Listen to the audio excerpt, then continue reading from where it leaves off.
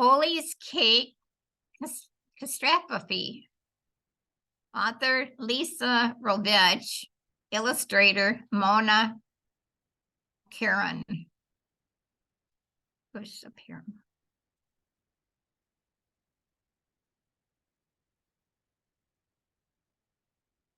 Dear Arizona, my mother's birthday is coming up and I really want to give her a special present. Any ideas? So there's Arizona right here. So, dear presently presentless, whatever you do, don't do what I did. I wanted to make my mom's the best birthday cake ever.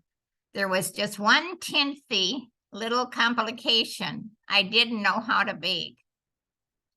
No problem, said Ollie. We can make a cake at my house.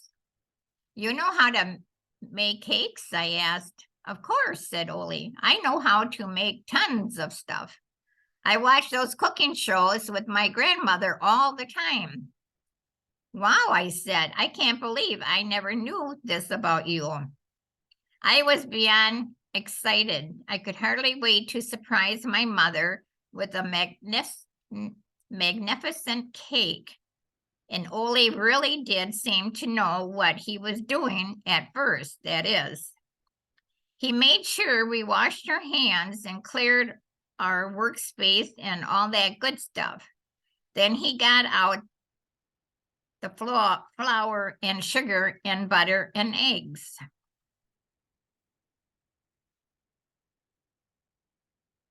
Are you positive this is okay with your grandmother? I asked.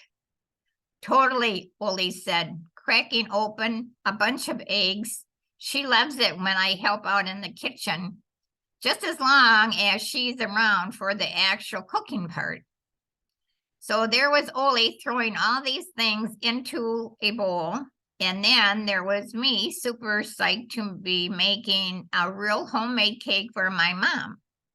But then there was Ollie throwing all these other ingredients into the bowl, and there was me getting a little less excited and a lot more nervous all the time. Shouldn't we be following some kind of recipe? I asked. No way, Ollie said, dumping a bag of marshmallows into the mixture.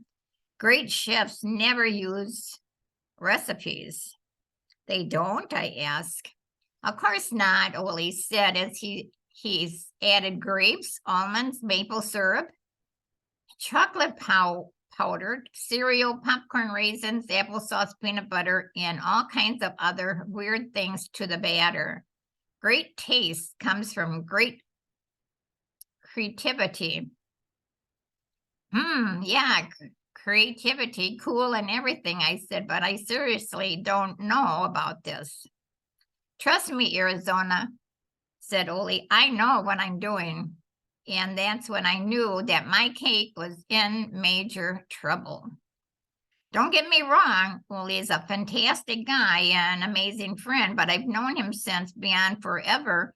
And if there is one thing I've learned, it's this. When he says, trust me, I know what I'm doing, it's pretty much always means something bad is about to happen. And it did. Ollie held the electric mixer over the bowl and turned it on high speed. Ah, we screamed together as Ollie creative cake batter splattered everywhere imaginable, including all over both of us. For a second, I was mad and sad and everything in between, but as soon as I stopped, I saw how ridiculous Ollie and I looked, completely covered in his cake concoction. I started laughing uncontrollably. It ended up taking us at least 5 times longer to clean up the mess than it had taken us to make the batter in the first place. And after we thought we'd wipe up every last drop, Ollie's grandmother made us clean even more after reminding Ollie never to use the electric mixer when she wasn't helping him. Luckily, she helped us make a whole new cake with a recipe. It was a chocolate on the inside and vanilla on the outside with "Happy Birthday, Best Mom Ever" written in purple frosting. Oh, I absolutely love it, my mother said. What a thoughtful and creative gift. Well, you know what they say, I said, winking at Ollie. Great taste comes from great creativity. So, dear presentless about that gift for your mom, here's what I know for sure.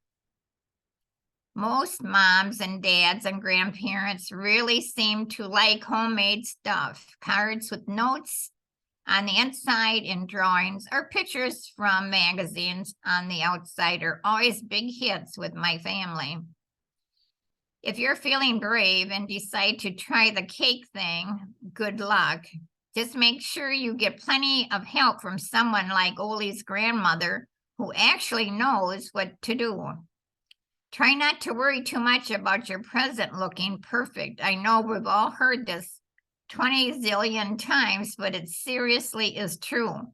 It's the thought that counts. The end.